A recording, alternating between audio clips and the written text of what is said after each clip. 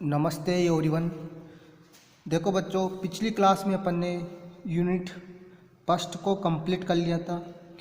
Unit first में अपन ने 2 chapter को समझ लिया था। जो फर्स्ट चैप्टर था वो था मेंडल के नियम।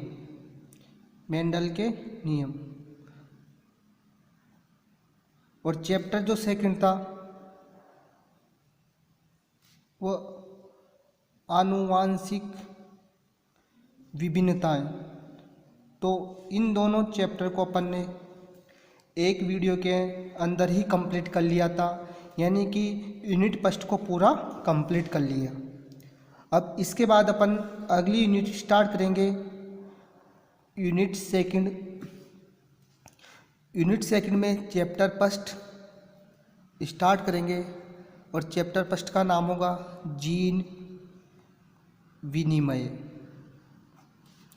यानी कि क्रॉसिंग ओवर। यूनिट सेकंड में चैप्टर फर्स्ट देखेंगे अपन जीन विनिमय यानी कि क्रॉसिंग ओवर। तो जीन विनिमय जो होगा वह अर्धसूत्रीय विभाजन के दौरान होता है और इस जीन विनिमय के कारण ही जनकों से संतानों में विभिन्नताएं देखने को मिलती हैं, यानी कि एक जनक की संतानों में विभिन्नताएं देखने को मिलती हैं। वो विभिन्नताएं जीन विनिमय यानी क्रॉसिंग ओवर के द्वारा उत्पन्न होती हैं। तो बात करें अपन जीन विनिमय के बारे में, क्रॉसिंग ओवर के बारे में, यह मियोसिस फर्स्ट यानी कि अर्धसूत्री फर्स्ट की प्रोपेज फर्स्ट अवस्था में गुणसूत्रीय खंडों का आदान प्रदान होता है, जिसके कारण सजियों में नए लक्षण उत्पन्न हो जाते हैं। तो इसे जीन विनिमय कहते हैं, यानी कि गुणसूत्रीय खंडों का क्या होगा, आदान प्रदान। तो आदान प्रदान होने से सजियों में नए लक्षण उत्पन्न होंगे, तो इस प्रोसेस को ही जीन विनिमय कहते हैं। तो बात करें अपन विशेषता की, विशेषताएं देखें जीन विनिमय की क्या क्या विशेषता पाई जाती हैं। तो फर्स्ट विशेषता की बात करें अपन क्रॉसिंग ओवर की प्रक्रिया। मियोसिस फर्स्ट की प्रोपेज फर्स्ट की डिप्लोटिन उप अवस्था में संपन्न होती है, कि जो क्रॉसिंग ओवर की क्रिया होगी वह प्रोपेज फर्स्ट की जो पेकाइटिन अवस्था होती है उस अवस्था में स्टार्ट होती हैं और डिप्लोटिन अवस्था में कंप्लीट हो जाती हैं। अगली विशेषता देखें अपन समजात गुणसूत्र के नॉन सिस्टर क्रोमेटिड के मध्य क्रॉसिंग ओवर की प्रक्रिया संपन्न होती हैं। तो नॉन सिस्टर क्रोमोसोम की बात करें अपन, जैसे कि एक जोड़ी समजात गुणसूत्र हैं ये, तो इसमें एक गुणसूत्र की 2 भुजाएं, तो ये दोनों एक दूसरे की सिस्टर होगी, ये दोनों भुजाएं एक दूसरे की सिस्टर होगी। और जो ये भुजा होगी इस गुणसूत्र की, इस वाले गुणसूत्र की ये वाली भुजा, ये दोनों आपस में नॉन सिस्टर होती हैं, तो ये दोनों भुजाएं नॉन सिस्टर होगी। तो जो क्रॉसिंग ओवर की क्रिया होगी वह इन नॉन सिस्टर क्रोमेटिड के मध्य ही संपन्न होती हैं। अगली विशेषता देखिए अपन क्रॉसिंग ओवर के दौरान क्रॉस के समान आकृति बनती है, जिसका मध्य बिंदु क्याजमेटा कहलाता है। तो क्रॉसिंग ओवर की क्रिया होगी तो उनमें क्या होगा, ऐसे क्रॉस रूपी संरचना बनेगी, और ये क्रॉस रूपी संरचना बनेगी तो इसमें जो बीच वाला जो बिंदु होगा उसे क्याजमेटा कहते हैं। अगली विशेषता देखिए अपन गुणसूत्र की लंबाई जितनी अधिक होती है, यानी गुणसूत्र की जो नॉन सिस्टर क्रोमेटिड होगी उनकी भुजा की जो लंबाई होगी वह जितनी अधिक होगी उतनी ही अधिक संख्या में क्रॉसिंग ओवर की क्रिया यानी कि जीन विनिमय की क्रिया संपन्न होती है। जितना अधिक क्रोमोसोम उतनी अधिक क्रॉसिंग ओवर की क्रिया होगी। क्रॉसिंग ओवर के कारण सजीवों में नए लक्षण उत्पन्न होते हैं। क्रॉसिंग ओवर यानी जीन विनिमय होगा जिससे सजीवों में विभिन्नताएं उत्पन्न होती हैं, यानी कि एक जनक की जो संतानें होगी वह आपस में भिन्न होती हैं। उसका मुख्य कारण होता है क्रॉसिंग ओवर। इसके बाद देखते अपन क्रॉसिंग ओवर को प्रभावित करने वाले कारक। इन क्रॉसिंग ओवर की क्रिया को कौन कौन से कारक प्रभावित करते हैं। तो फर्स्ट देखिए अपन इसमें तापमान। तापमान बढ़ाने पर जीन विनिमय की प्रक्रिया बढ़ जाती है, यानी कि तापमान के समानुपाती होगा क्रॉसिंग ओवर। तापमान बढ़ेगा तो क्रॉसिंग ओवर की क्रिया बढ़ेगी, किंतु बहुत अधिक तापमान होने पर या बहुत कम तापमान होने पर, दोनों ही कंडीशन में, या तो ज़रूरत से ज़्यादा या ज़रूरत से कम तापमान होने पर क्रॉसिंग ओवर की क्रिया कम हो जाती है, यानी कि एक निश्चित तापमान पर क्रॉसिंग ओवर की क्रिया बढ़ेगी और निश्चित तापमान से अधिक और निश्चित तापमान से कम होने पर क्रॉसिंग ओवर की क्रिया में कमी देखी जाती है।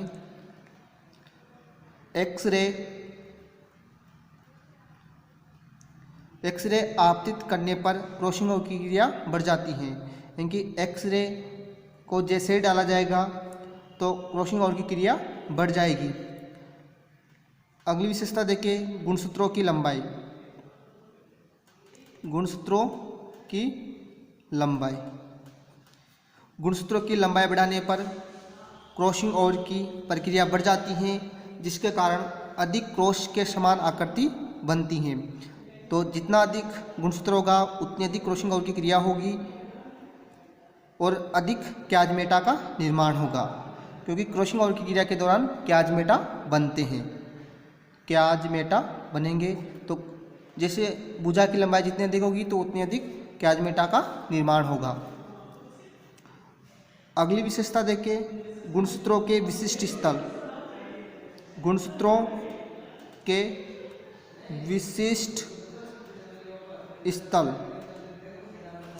गुणसूत्रों की संरचना में सेंट्रोमेर के समीप तथा भुजाओं के सिरों पर जीन विनिमय की प्रक्रिया अपेक्षाकृत कम संपन्न होती है, यानी कि जो गुणसूत्र होगा तो उसका जो सेंट्रोमेर होगा तो उसके समीप और भुजाओं के सिरों पर, यानी कि सेंट्रोमेर के समीप और भुजाओं के सिरों पर जीन विनिमय की प्रक्रिया संपन्न नहीं होती है। बीच वाले हिस्से में ही जीन विनिमय की प्रक्रिया अपेक्षाकृत संपन्न होगी। अगली विशेषता देखिए अपन उत्परिवर्तन। म्यूटेशन होने पर क्रॉसिंग ओवर की प्रक्रिया कम हो जाती है, यानी कि म्यूटेशन यानी कि उत्परिवर्तन। उत्परिवर्तन होगा जो तो क्रॉसिंग ओवर की जो क्रिया होगी वह कम हो जाती है। क्रॉसिंग ओवर को प्रभावित करने वाले कारक के बाद अगला टॉपिक होगा जीन विनिमय की क्रियाविधि।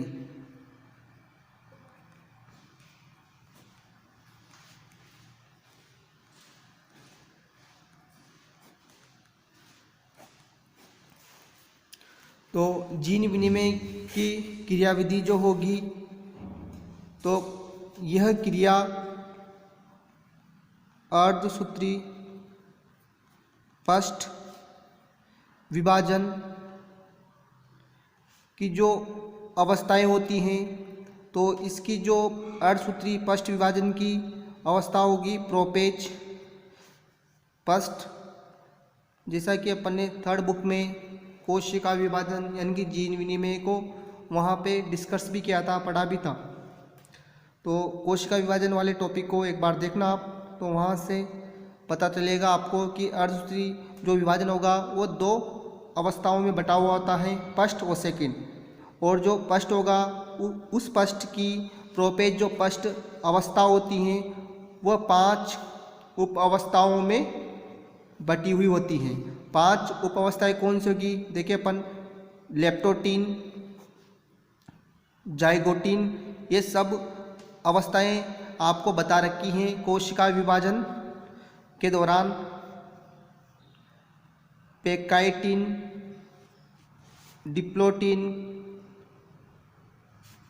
और डाइकाइनेसिस। तो इन 5 उप अवस्थाओं में बटा होगा प्रोपेज फर्स्ट। तो लेप्टोटीन अवस्था के दौरान गुणसूत्र के समूह या बुक्के के निर्माण का कार्य किया जाता है, यानी गुणसूत्र के समूह बनते हैं उनको बुक्के कहते हैं अपन। जाइगोटीन जो अवस्था होगी उसमें समजात गुणसूत्रों के जोड़े बनते हैं। पेकाइटिन अवस्था में जीन विनिमय की क्रिया स्टार्ट होती है। डिप्लोटीन अवस्था में जीन विनिमय की क्रिया संपन्न हो जाती है और क्याजमेटा का निर्माण होता है। स्टार्ट पेकाइटिन में होगी, संपन्न डिप्लोटीन में होगी और जीन विनिमय के दौरान ही क्याजमेटा बनते हैं। तो क्याजमेटा का निर्माण डिप्लोटीन अवस्था में होगा और डाइकाइनेसिस के दौरान यह प्रक्रिया पूर्णतः कंप्लीट हो जाएगी। इसमें उपांति भवन देखा जाता है, यानी गुणसूत्र जो क्याजमेटा होंगे वो सिरों की ओर खिसक जाते हैं डाइकाइनेसिस अवस्था के दौरान।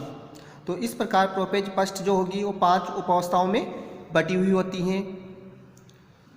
तो देखिए अपन किस प्रकार जीन विनिमय की क्रिया होगी। तो जाइगोटीन अवस्था में समजात गुणसूत्र पाए जाएंगे। जाइगोटीन अवस्था होगी तो इसको कहेंगे अपन समजात गुणसूत्र, यानी कि होमोलोगस क्रोमोसोम। जाइगोटीन अवस्था के बाद अगली अवस्था आएगी पेकाइटिन। तो इस पेकाइटिन अवस्था में टेट्राड का फॉर्मेशन होगा और इसमें ये तो होगी सिस्टर क्रोमेटिड और ये दोनों होगी नॉन सिस्टर क्रोमेटिड। और मैंने बताया था आपको नॉन सिस्टर क्रोमेटिड के मध्य ही जीन विनिमय या क्रॉसिंग ओवर की क्रिया संपन्न होगी। तो इन दोनों भुजाओं के मध्य ही क्रॉसिंग ओवर की क्रिया संपन्न होती है और क्रॉसिंग ओवर की क्रिया संपन्न होगी वह डिप्लोटीन अवस्था में पूर्ण होगी और इस दौरान ही क्याजमेटा दिखाई देते हैं।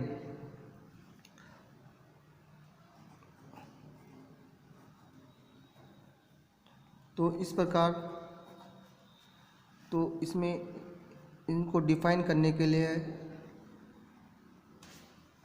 इसको भर लो आप। तो इसका खंड इस पे, इसका खंड इस पे, तो इसका खंड इस पे जाएगा, ये भरा हुआ रहेगा, इसको भर देते हैं। तो इसका जो ये खंड था ये टूटकर इस पे चला गया, तो इसको भर देंगे और इसका इस पे चला गया।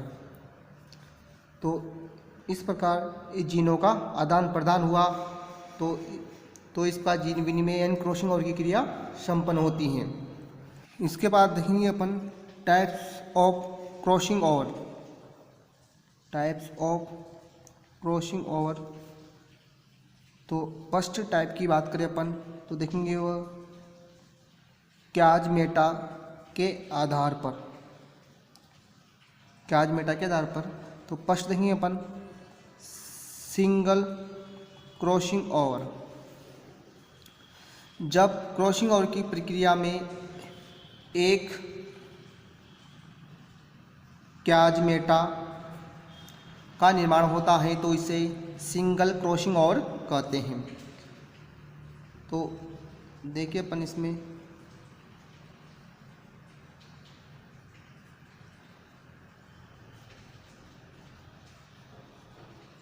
इस प्रकार 2 गुणसूत्र हैं तो इनके अंदर जो क्रॉसिंग ओवर की क्रिया होगी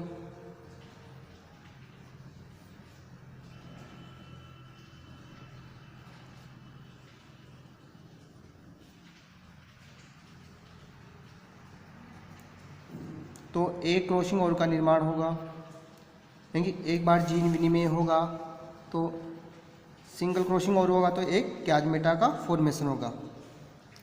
और एक क्याजमेटा का जो निर्माण होता है वह गुणसूत्र की भुजा की जो लंबाई होगी, लेंथ होगी, उस पर निर्भर करता है।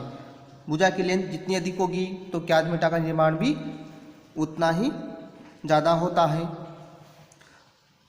अगला देखिए अपन डबल क्रॉसिंग ओवर। जब क्रॉसिंग ओवर की प्रक्रिया के दौरान दो क्याजमेटा का निर्माण होता है तो इसे डबल क्रॉसिंग ओवर कहेंगे। तो नॉन सिस्टर क्रोमेटिड भुजा में क्या होगा, क्रॉसिंग ओवर की क्रिया होगी तो ये 2 बार संपन्न होगी इससे, तो एक क्याजमेटा इधर, तो इसे बोलेंगे अपन डबल क्रॉसिंग ओवर।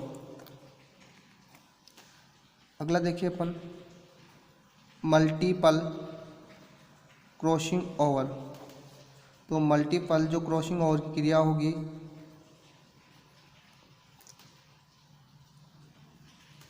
वह एक से अधिक बार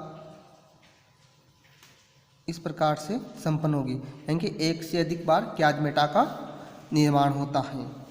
तो इस प्रकार के क्रॉसिंग ओवर को मल्टीपल क्रॉसिंग ओवर कहेंगे। दूसरा देखिए अपन कोशिकाओं के आधार पर। ये तो देखा अपन ने क्रॉसिंग ओवर के आधार पर, दूसरा कोशिकाओं के आधार पर। तो सोमेटिक सेल क्रॉसिंग ओवर। तो सोमेटिक सेल्स यानी कायिक कोशिका, तो क्रॉसिंग ओवर की प्रक्रिया कायिक कोशिका में संपन्न होगी। सोमेटिक सेल डिवीजन जो होगा वो कायिक कोशिका में संपन्न होती हैं। दूसरा देखिए अपन जर्म सेल क्रॉसिंग ओवर। जब क्रॉसिंग ओवर की प्रक्रिया जननिक सेल्स में संपन्न होती हैं तो इसे जननिक कोशिकीय जीन विनिमय कहते हैं। तो जनन सेल में होने वाला crossing over germ cell crossing over और कायिक कोशिका में होने वाला crossing over somatic cell crossing over कहलाता है। और इस क्रॉसिंग ओवर को समझाने के लिए, क्रॉसिंग ओवर की क्रिया को समझाने के लिए क्रॉसिंग ओवर के सिद्धांत प्रतिपादित किए। अनेक सिद्धांत दिए गए इस प्रक्रिया को समझाने के लिए। फर्स्ट में जो सिद्धांत दिया था उसे फर्स्ट ब्रेकिंग थ्योरी, यानी प्रथम टूटने का सिद्धांत जो दिया था, ये दिया था मुलर नामक वैज्ञानिक ने, जो एक अमान्य सिद्धांत है। अगला जो सिद्धांत देखिए अपन फर्स्ट कॉन्टैक्ट थ्योरी। ये सिद्धांत सेरेब्रोवस्की ने दिया था, ये भी एक अमान्य सिद्धांत था। इसके अलावा एक तनाव और एटन सिद्धांत था, ये भी अमान्य था। जो मान्य सिद्धांत है वही अपन पढ़ेंगे, बाकी के जो सिद्धांत है उसकी मैं आपको PDF शेयर कर दूंगा, और कोई दिक्कत होगी तो फिर उसको बाद में समझ लिया जाएगा। लेकिन वह एग्ज़ाम की दृष्टि से इम्पोर्टेंट नहीं है। इम्पोर्टेंट जो सिद्धांत है वो सिद्धांत है अपना क्याजमा थ्योरी, यानी क्याजमा सिद्धांत। यही सिद्धांत क्या है, मान्य सिद्धांत हैं। तो इसी को आप याद करना कंप्लीट तरीके से, क्याजमा थ्योरी, क्याजमा सिद्धांत। तो ये क्याजमा सिद्धांत मान्यता, यानी फर्स्ट में फर्स्ट ब्रेकिंग थ्योरी, इसके बाद देखिए अपन फर्स्ट कॉन्टैक्ट थ्योरी, इसके बाद स्ट्रेस एंड टोरिजन थ्योरी और क्याजमा थ्योरी। तो क्याजमा थ्योरी को अपन पढ़ेंगे। ये सिद्धांत जेनसेस नामक वैज्ञानिक ने प्रस्तुत किया। इस सिद्धांत के अनुसार क्रॉसिंग ओवर की प्रक्रिया में क्याजमा, जो पढ़ा भी अपन ने क्रॉसिंग ओवर की क्रिया, वो जो क्याजमा का फॉर्मेशन होगा, तो इसको ध्यान में रखते हुए इस सिद्धांत को दिया गया। इस कारण इसे क्याजमा सिद्धांत कहते हैं। और इसके अंदर क्याजमा सिद्धांत थ्योरी के अंदर वही बातें लिखनी है जीन विनिमय वाली, जो अपन ने समझा था वही पूरी प्रोसेस ये क्याज़्मा सिद्धांत फॉलो करता है। पूरी प्रोसेस को यहाँ पर वैसे के वैसे लिख देना तो अपना क्याज़्मा सिद्धांत कंप्लीट हो जाता है।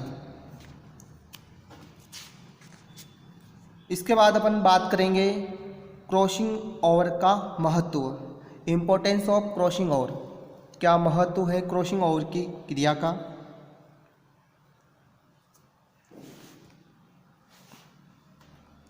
क्रॉसिंग ओवर का महत्व तो फर्स्ट देखें अपन विभिन्नताएं। विभिन्नताएं यानी कि क्रॉसिंग ओवर की क्रिया के द्वारा ही विभिन्नता उत्पन्न होती है। क्रॉसिंग ओवर के कारण संतति में नए लक्षण उत्पन्न हो जाते हैं और जिसके कारण एक ही जाति के सदस्यों अथवा अलग अलग जाति के सदस्यों में विभिन्नता उत्पन्न होगी। फर्स्ट इम्पोर्टेंस हुआ। सेकंड इम्पोर्टेंस देखें अपन पुनः संयोजन। पुनः संयोजन क्रॉसिंग ओवर के कारण संतति में नए लक्षण विकसित हो जाते हैं। ये जैव विकास की निरंतरता को बनाए रखते हैं। तो क्रॉसिंग ओवर के कारण ही संततियों में धीरे धीरे नए लक्षणों का विकास क्रॉसिंग ओवर की क्रिया के द्वारा ही देखा जाता है। अगला महत्व देखें अपन गुणसूत्र के अध्ययन में। गुण सूत्र के अध्ययन में क्रॉसिंग ओवर की सहायता से समजात गुणसूत्र तथा उनसे बनने वाले सिस्टर और नॉन सिस्टर क्रोमेटिड का आसानी से अध्ययन किया जा सकता है। यानी कि जो सिस्टर क्रोमेटिड और नॉन सिस्टर क्रोमेटिड तो इनका आसानी से इनको समझा पढ़ा जा सकता है, अध्ययन किया जा सकता है। और गुणसूत्रों के कैरियोटाइप और इनके आइडियोग्राम भी बनाए जा सकते हैं। तो कैरियोटाइप और आइडियोग्राम का फॉर्मेशन किया जा सकता है आसानी से सिस्टर नॉन सिस्टर क्रोमेटिड के द्वारा। जीन के अध्ययन में क्रॉसिंग ओवर की सहायता से गुणसूत्र पर रेखीय क्रम में पाए जाने वाली जीनों की संरचना को उनके क्रम का अध्ययन किया जा सकता है। तो क्रॉसिंग ओवर के सहायता से जो गुणसूत्र होगा तो गुणसूत्र में पाए जाते हैं जीन। तो ये गुणसूत्र इस पे क्या लगे हुए होंगे जीन। तो ये जीन जो होंगे वो गुणसूत्र पर रेखीय क्रम में पाए जाते हैं। तो जीनों की संरचना तथा उनके क्रम का अध्ययन किया जा सकता है और इनमें उत्पन्न होने वाली असामान्यताओं का भी पता लगाया जा सकता है। ठीक, तो ये सब क्रॉसिंग ओवर के द्वारा ही संभव प्रोसेस होती हैं। तो इसी के साथ अपन ने इस लेसन को कंप्लीट कर लिया। तो आज के लिए बस इतना ही। नेक्स्ट क्लास में अपन नेक्स्ट चैप्टर को देखेंगे। थैंक्स।